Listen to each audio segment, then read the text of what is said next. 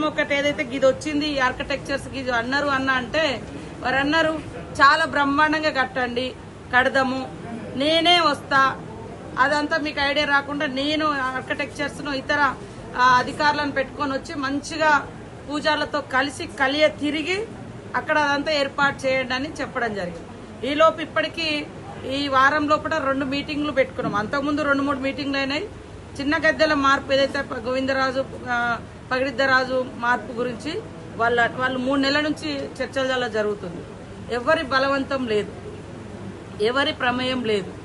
కాకపోతే ప్రతిపాదన ఏమొచ్చిందంటే కొంచెం అన్ని దేవుళ్ళు ఒకే వరుసలోకి వస్తే భక్తులకు కూడా ఈజీగా ఉంటుంది, పూజారులు కూడా దేవుళ్ళను ఎక్కడికక్కడ ప్రతిష్ఠింప చేసుకుంటూ పోతా ఉంటారు కాబట్టి అన్ని దేవుళ్ళ దగ్గరికి ఈజీగా మూవ్మెంట్ ఉంటుంది అనేది కూడా ఉంది.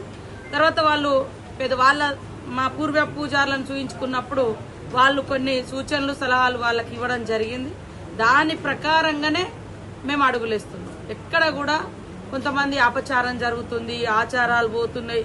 నేను ఆచారాలు సాంప్రదాయాలు ఉండాలని మొదటి నుంచి మొత్తుకునేదాన్ని. నేను ఈరోజు మాకు ఒక అవకాశం వచ్చింది. 20 ఏళ్ల తర్వాత నేను కూడా ఒక మంత్రిగా ఉండి దగ్గర నుంచి జాతర నిర్వహించుకునే అవకాశం వచ్చింది. దట్టు ముఖ్యమంత్రి గారు రేవంత్ రెడ్డి గారికి కూడా చాలా విశ్వాసం ఉన్నటువంటి తల్లుల దీవెన కూడా ఉంది. అది కూడా ముఖ్యమంత్రి గారు ప్రత్యేకంగా గుర్తుపెట్టుకున్నాడు. అనేక సార్లు గుర్తు చేసిండు. నేను సమ్మక్క సార్లమ్మ సన్నిధి నుంచే నా పాదయాత్ర మొదలు పెట్టుకున్న ఎన్నికల ముందు అని. సో వారు కూడా ఎక్కడ మా ముఖ్యమంత్రి గారికి వేరే వాళ్ళే రుద్దాలి, వేరే తీసుకురావాలని అస్సలే ఉండదు. వాళ్ళకి ఏది ఉంటే అదే చేయండి. చేసేదేదో బందోబస్తుగా పటిష్టంగా కొన్ని వందల సంవత్సరాలు ఉండేటట్టుగా అంటే పటిష్టంగా నిలిచిపోయేటట్టుగా ఉండాలి. భక్తులకు ఒత్తిడి ఉండొద్దు, ఈజీగా మూవ్మెంట్ ఉండాలి అనే ఉద్దేశంతో వారు ఇవ్వడం జరిగింది. మొన్న మా పూజారులు ఇచ్చినటువంటి గోత్రాలకు సంబంధించి కానీ పూజలకు సంబంధించి బొట్టులకు సంబంధించి ఎట్లా ఉండాలి అనేది కూడా అవన్నీ మార్కింగ్ చేసి ఈరోజు మళ్ళీ ఆర్కిటెక్చర్స్ రావడం జరిగింది. వీరు అందరూ కూర్చొని ఇప్పుడు ఒక 20 ఫీట్లు వెడల్పు అవుతుంది. గుడి వెడల్పు కూడా చేస్తా ఉన్నాం.